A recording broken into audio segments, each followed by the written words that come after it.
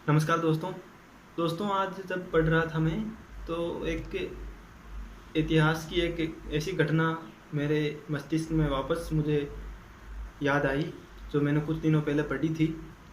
और आज जब वापस वो रिवाइज किया मैंने, तो मेरे को लगा कि मुझे ये चीज़ आपको भी शेयर करनी चाहिए, क्योंकि जहाँ तक मुझे लगता है ये चीज़ें खासकर हम राजस्थान के इतिहास जब हम पढ़ते हैं राजस्थान के स्टूडेंट्स को, या उत्तर भारत में भी बहुत कम इस घटना के बारे में बताया जाता है। जबकि अगर भारत की महानता को अपन देखें कि अपन अगर ये सोचे या अपन मानते हैं कि भारत महान है, तो उसकी भारत की महानता में इनका भी बहुत बड़ा रोल रहा है।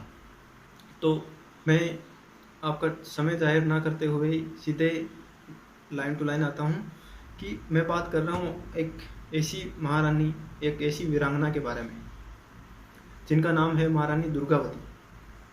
पहले अपन उनके बारे में प्रारंभिक जानकारी ले लेते हैं, फिर उनके जो उन्होंने अपने देश के लिए, अपने साम्राज्य के लिए क्या किया उसका जिक्र करेंगे। तो महारानी दुर्गावती का जो है जन्म एक महोबा, जो कि उत्तर प्रदेश का एक छोटा सा जिला है वर्तमान में, वहाँ पे अकबर का जब काल था, अकबर के समकालीन थी महारानी दुर्गावती। तो महोबा जो कि उत्तर प्रदेश में पड़ता है, वहाँ पे इनका जन्म हुआ था एक गोंड परिवार में, यानी आदिवासी समुदाय में। ठीक है, वहाँ इनका जन्म हुआ। और इनका जन्म जिस दिन हुआ था वो डेट थी 1524 ईस्वी। और दुर्गाष्टमी के दिन इनका जन्म होने से इनका नाम दुर्गावती रखा गया था। लेकिन नाम के अनुरूप ही इनमें तेज साहस और शौर्य, बलिदान, देश के प्रति भावना थी इनकी, और एक वीरांगना के गुण इनमें बचपन से ही दिखाई देते थे। कुछ समय बाद जब महारानी बड़ी हुई, तो इनका विवाह जो है अपने जबलपुर, वर्तमान में जो कि मध्य प्रदेश में है, वहाँ के राजा के साथ हुआ, जिनका नाम था दलपत शाह। उनके साथ इनका विवाह हुआ और 3 या 4 साल बाद विवाह के, और इनके जो पति थे राजा दलपत शाह, उनकी मृत्यु हो जाती है। और उस वक्त इनकी गोद में 3 वर्षीय, इनका 3 साल का एक पुत्र था जिसका नाम था वीर नारायण, वो इनके गोद में था। अब इस काल के समय जब अपने पति की मृत्यु हो गई, स्वामी की मृत्यु हो गई, और एक छोटा सा पुत्र है, उसको भी संभालना है रानी को। और अब उत्तराधिकारी, अब पुत्र छोटा है तो उनको दुर्ग भी संभालना है, तो उन्होंने फिर दुर्ग की भी जिम्मेदारी ली। जबलपुर, जो पहले गोंडवाना नाम से जाना जाता था, उनका साम्राज्य, एक छोटा सा साम्राज्य जबलपुर। लेकिन उस समय अकबर का दिल्ली पर शासन था, और अकबर के बारे में तो अपन लगभग सब जानते हैं, क्योंकि अपन ने महाराणा प्रताप के बारे में पढ़ा। महाराणा प्रताप ने अकबर के खिलाफ कड़ा संघर्ष किया और अपने स्वाभिमान को बचाए रखा। और जिस प्रकार महाराणा प्रताप ने अपने मेवाड़ के एक छोटे से साम्राज्य के लिए अकबर से जीवन पर्यंत संघर्ष किया था, उसी प्रकार महारानी ने भी अपने जबलपुर, जो गोंडवाना नाम से जाना जाता था, इस छोटे से साम्राज्य को बचाने के लिए बहुत सारे अकबर की यातनाएं सही, जो मैं इस वीडियो में आपको बताऊंगा। तो अकबर की एक नीति थी कि वो पूरे भारत पर अधिकार करना चाहता था।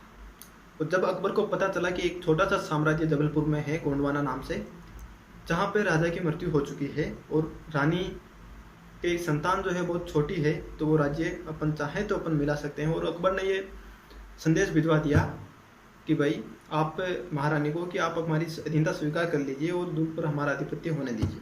लेकिन महारानी बचपन से ही वीरांगना थी दुर्गावती, तो उन्होंने अकबर के सेनापति को मना कर दिया और उनको दूध को वापस भेज दिया कि अपने फिर महारानी ने उनको वापस भेज दिया। तो फिर अकबर ने अपना सैन्य अभियान भेजा और महारानी के खिलाफ, और अकबर ने ये अभियान भेजा तो 3000 समथिंग अकबर के सैनिक थे, और महारानी के बहुत छोटी सेना थी, साम्राज्य भी छोटा था। तो अकबर ने 1564 और जून के अंदर 23 जून 1564 में अकबर ने महारानी के खिलाफ अभियान भेजा था। महारानी ने अकबर के उस अभियान को असफल कर दिया, अकबर को हरा दिया उस युद्ध में, और अकबर की सेना को वापस तहस नहस कर दिया, और जो सैनिक बचे थे वापस लौट गए थे। लेकिन महारानी के सैनिकों को भी थोड़ी बहुत हानि हुई थी। फिर अगले दिन अकबर ने फिर दुगुनी सेना भेजी और वो सुबह के टाइम जब युद्ध शुरू हुआ, महारानी के पास सेना इस बार बिल्कुल न के बराबर थी, लेकिन फिर भी उन्होंने अपने स्वाभिमान के लिए युद्ध लड़ा। तो फिर जब युद्ध के दौरान 2 तीर ऐसे आए शत्रु सेना या अकबर की तरफ से, जिनमें से एक तीर सीधा महारानी की आंखों में जाके लगा था। महारानी ने उस तीर को आंख में से अपने हाथों से निकाला और फेंक दिया, लेकिन उस दौरान तीर के जो आगे एक नुकुली जो सिरा आता है तीर का, उसके लोहे का बना होता है, वो महारानी के आंख में ही रह गया। फिर एक और तीर आया अगला, जो महारानी के गले में जाके लगा सीधा। फिर भी महारानी ने हार नहीं मानी और लड़ती रही, और अंततः जब रानी को लगा कि हमारा युद्ध जो अंतिम समय नज़दीक आ गया है, तो महारानी का एक विश्वास पात्र सेनापति था, मुख्य सेनापति, जिसका नाम था अधीर सिंह। तो महारानी ने उनको बोला कि आप ऐसा कीजिए कि आप अपनी तलवार से मेरी गर्दन काट दीजिए, ताकि मुझे शत्रु सेना या इन मुगलों के हाथों ना मरना पड़े और मेरा स्वाभिमान है जो अमर रहे। लेकिन सेनापति विश्वास पात्र था और अपने स्वामी की हत्या तो कोई नहीं कर सकता, तो सेनापति ने मना कर दिया, महारानी ये कृत्य मेरे से नहीं होगा। फिर महारानी ने अपने खुद की कटार से अपने पेट में घोंप कर खुद आत्म बलिदान दिया। ऐसी थी महारानी दुर्गावती, जिन्होंने अपने छोटे से साम्राज्य को बचाने के लिए, महारानी चाहती केवल एक बार हाँ कर देती कि हाँ हमने आपकी अधीनता स्वीकार कर ली तो ये युद्ध टल सकता था, और वो भी शायद 15 साल तक समथिंग शासन किया था। वो चाहती थी जीवन भर शासन कर सकती थी, लेकिन उन्होंने अपने संघर्ष को चुना, अपने स्वाभिमान को चुना, और इसीलिए उन्हें हम याद करते हैं। और जबलपुर में महारानी के याद में उनका जो समाधि स्थल है, और दुर्ग भी जबलपुर में उनके नाम को बना हुआ है। तो ये शायद मुझे लगता है ये जानकारी बहुत सौ के पास नहीं थी होगी, तो मैंने बताने की कोशिश की थी। और आप सभी को धन्यवाद ये बात ध्यान से सुनने के लिए। इस जानकारी से हमें इतिहास की, अपने स्वर्णिम पन्नों की कुछ जानकारी तो मिलती है, या अपने इतिहास की महानता की जानकारी मिलती है, लेकिन एक और इससे अपने को ये सीख मिलती है मेरे हिसाब से कि संघर्ष कभी व्यर्थ नहीं जाता। मेरे हिसाब से कि संघर्ष कभी व्यर्थ नहीं जाता, और संघर्ष के बिना सब कुछ व्यर्थ है। संघर्ष का जितना भी आप रास्ता चुनोगे, जितना आपकी लाइफ में संघर्ष आएगा, आपको लोग भी उतना याद करेंगे और आप लाइफ में सफल भी उतना ही होंगे।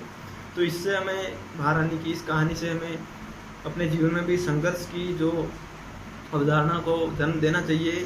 बिना संघर्ष के कुछ नहीं होता है। तो